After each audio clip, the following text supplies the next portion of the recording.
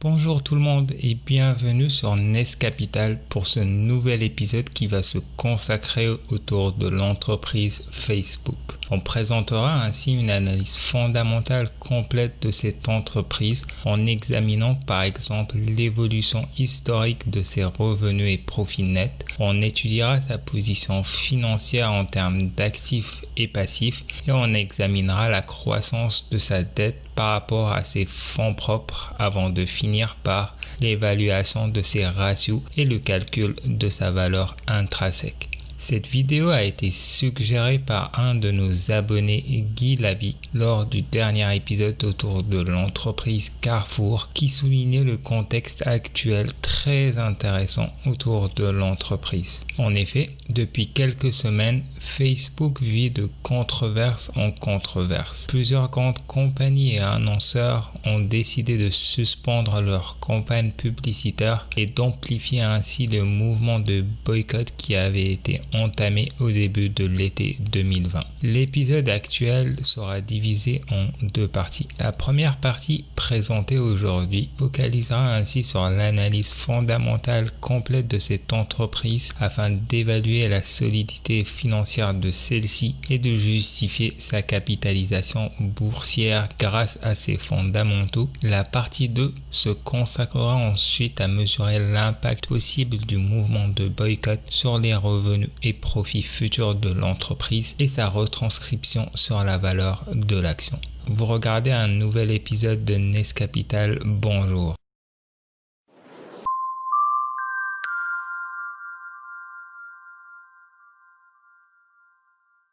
Pour ce deuxième épisode de notre série L'investisseur futé, on a choisi de traiter le géant des réseaux sociaux et médias numériques Facebook. Fondé en 2004 par Mark Zuckerberg et ses camarades et collègues de l'université de Harvard, Chris Hughes qui s'occupait de l'aspect promotionnel, Eduardo Severan qui s'occupait de l'aspect commercial, Andrew McCullum qui était graphiste et enfin Dustin Moskovitz qui était programmeur. Le réseau social était à l'origine pensé pour remplacer les trombinoscopes jusqu'à la proposée par Harvard uniquement en version papier. Fort de son succès, en effet, plus de la moitié des étudiants de premier cycle s'y inscrivaient lors du premier mois de lancement. Le réseau social s'élargit quelque temps après aux universités de la Ivy League avant d'être disponible quelques mois après à la plupart des universités américaines et canadiennes. En 2005, la société rachète le nom Facebook.com et modifie son nom de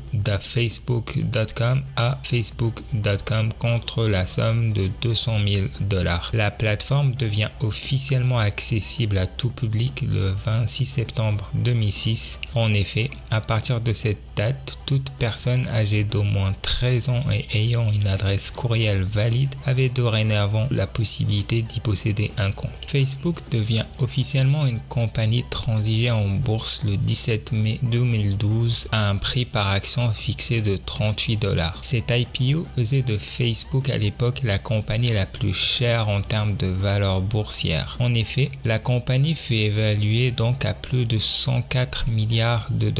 Ceci permit à Facebook de lever plus de $15 milliards, se classant ainsi parmi les 3 plus larges IPO de l'histoire américaine après Visa Inc. en 2008 et AT&T en l'an 2000. Cet IPO fut assez controversé dû à la forte décroissance des prix de l'action quelques heures après le début de ces transactions en bourse. En effet, plusieurs actions en justice ont été lancées après la révélation que la banque Morgan Stanley avait décidé de garder secret et de n'informer qu'une petite minorité de ses meilleurs clients de sa décision de réévaluer de manière négative les projections futures de revenus de Facebook alors que celle-ci avait été initialement mandatée afin d'introduire l'action en bourse et aurait donc injustement amplifié le prix de l'IPO, sachant que ces projections de futur n'étaient pas forcément correctes. Regardons maintenant la courbe des rendements historiques de l'action Facebook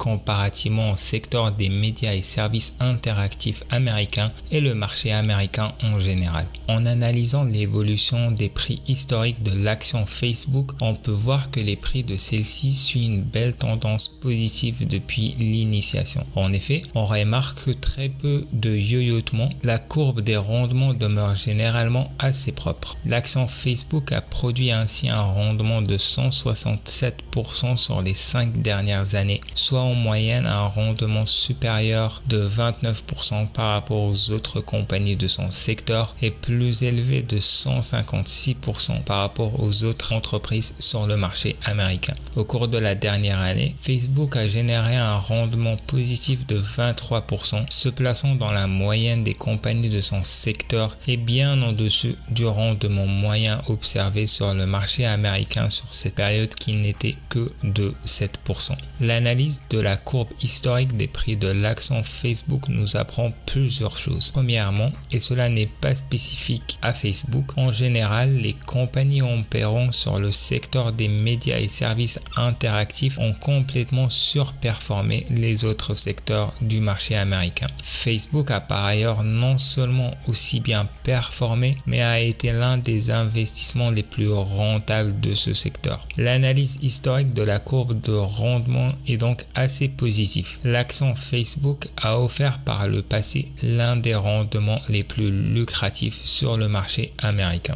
Il est maintenant intéressant d'analyser les fondamentaux de cette entreprise afin de s'assurer si ces derniers justifient cette belle croissance ou plutôt signalent une sorte de bulle spéculative et un possible essoufflement bientôt. En premier lieu, analysons les revenus historiques générés par l'entreprise lors des 7 dernières années. La courbe des revenus montre une belle et constante progression des revenus tout le long de cette durée. La compagnie a réussi à atteindre la barre symbolique des 40 milliards de dollars en décembre 2017 et on passe de doubler ce montant aujourd'hui. Facebook a réussi par ailleurs à faire progresser son revenu lors des 5 dernières années de plus de 443%, passant de 13,5 milliards de dollars en mars 2015 à plus de 73 milliards de dollars en mars 2020. Ces excellents revenus ont été possibles par le fait que la compagnie a continuellement réussi à accroître sa base d'utilisateurs actifs. En effet, on peut voir sur le graphe à l'écran que le nombre d'utilisateurs actifs de Facebook est en constante évolution. Facebook a réussi à augmenter cette base d'utilisateurs actifs de 1,5 milliard en 2015 à plus de 2,5 milliards à la fin de l'année 2019. Cette popularité se reflète aussi logiquement sur la quantité d'annonceurs actifs sur la plateforme. En effet, Facebook a réussi à multiplié par 2,6 le nombre d'annonceurs sur sa plateforme au cours des dernières années, passant de 3 millions d'annonceurs actifs à plus de 8 millions d'annonceurs actifs sur la plateforme. De plus, la compagnie a toujours été à l'affût des dernières nouveautés sur son secteur, que cela soit par l'acquisition de plateformes concurrentes ou par l'intégration de nouvelles fonctionnalités. Facebook a toujours été très actif afin d'accroître sa base d'utilisateurs. On peut citer par exemple le rachat en 2012 de la plateforme Instagram au coût de 1 milliard de dollars ou le rachat en 2014 de la messagerie instantanée WhatsApp. Ces deux acquisitions permettre à Facebook d'asseoir sa dominance totale sur le secteur des médias numériques et réseaux sociaux. En effet, en cumulant le nombre de personnes actives sur ces plateformes, le nombre d'utilisateurs actifs de Facebook dépasse largement les 3 milliards d'utilisateurs. La compagnie a également réussi le virage mobile. En effet, aujourd'hui, 5 des 10 applications les plus téléchargées sur le Play Store appartiennent à Facebook. De plus, 92% des revenus publicitaires collectés par la plateforme en 2018 provenaient ainsi de ces applications mobiles. Une très belle progression comparativement à 2013 où celle-ci était de moins de 45%. Le coût publicitaire demeure également assez raisonnable et dans la moyenne des réseaux sociaux et autres compagnies du secteur. En effet, les tarifs, les multiples promotions organisées par par la plateforme convainc aisément un large panel de publicitaires sur leur plateforme. Tous ces facteurs expliquent donc la tendance très positive des revenus discutés précédemment. Qu'en est-il maintenant des profits nets? En effet, une compagnie peut générer d'excellents revenus. Cependant, si celle-ci ne fait pas attention à ses dépenses, elle peut se retrouver avec des profits négatifs. L'analyse du profit net est assez intéressante. En effet, on remarque une belle tendance positive des profits de décembre 2015 à décembre 2018. Facebook a réussi à multiplier par 5 ses profits annuels, passant de environ 4 milliards de dollars de profits générés par année à plus de 22 milliards de profits nets en l'espace de 3 ans, ce qui est très impressionnant. Cependant, tout n'est pas tout rose. En effet, on remarque une stagnation des profits sur la période qui suit. En effet, les produits ont connu une baisse de 5% sur la période 2018 à 2020 avec des profits diminuant de 22 milliards à 20 milliards de dollars. Bien que a priori cette stagnation et même baisse ne soit en soi un signe très alarmant vu la marge confortable de profits générés à ce stade et le niveau de revenus en constante évolution, celle-ci doit cependant être prise en compte avant un investissement dans cette compagnie. Une des pistes pouvant expliquer le ralentissement observé des profits est l'évolution du nombre d'utilisateurs actifs enregistrés par la compagnie par région géographique avec un haut revenu moyen par utilisateur. En effet, comme discuté précédemment, Facebook a continuellement réussi à accroître son nombre d'utilisateurs global période après période. Cependant, si on compare cette progression par région, on s'aperçoit par exemple qu'en 2018, Facebook a eu beaucoup de mal à attirer plus d'utilisateurs sur le marché nord-américain et européen. En revanche, la compagnie s'est très bien rattrapée en augmentant de manière conséquente son nombre d'utilisateurs sur les autres régions telles que l'Asie-Pacifique et les autres régions mondiales. Or, comme le démontre notre graphique, alors que le revenu moyen par utilisateur se chiffre à 2,67$ en Asie-Pacifique et 1,82$ dans le reste du monde, ce revenu grimpe à plus de 27,61$ en Amérique du Nord et 8,82$ en Europe. Facebook a donc en moyenne besoin de recruter 10 nouveaux utilisateurs en Asie afin d'égaler le recrutement d'une unique personne en Amérique. Ceci devient plus problématique pour l'entreprise si on prend en compte les nombreux scandales assez fréquents et le mouvement de boycott qui fleurissent partout dans le monde. Bien que pour l'instant les chiffres parlent en faveur de la compagnie qui a réussi année après année à augmenter sa base d'utilisateurs, les revenus affectés par la perte d'utilisateurs dans les régions à haut niveau de revenus peut avoir un impact assez considérable sur les profits futurs. À l'écran maintenant la position financière en termes d'actifs de Facebook. Comme on peut le voir à l'écran, la position financière de l'entreprise est très propre et encore une fois très impressionnante. Facebook a largement assez d'actifs à court terme afin de couvrir l'ensemble de ses passifs à court terme, même son de cloche pour l'horizon à long terme où les passifs long terme de Facebook représentent moins de 21% de la position financière totale long terme de l'entreprise. Elle peut donc largement couverte par ses actifs long terme. Intéressons-nous maintenant à l'évolution de l'endettement de Facebook ces dernières années. À l'écran donc le graphique des capitaux propres par rapport au taux d'endettement. Comme vous le remarquez à l'écran, la courbe représentant la dette est presque toujours nulle. C'est facile, l'endettement de cette entreprise est nul. Facebook est aujourd'hui une compagnie avec $0 de dette. Ceci est encore une fois très impressionnant. En effet, il est extrêmement rare d'analyser une compagnie qui a réussi à être complètement libre de dette et en même temps capable de continuellement se renouveler et être à l'affût de ces dernières nouveautés.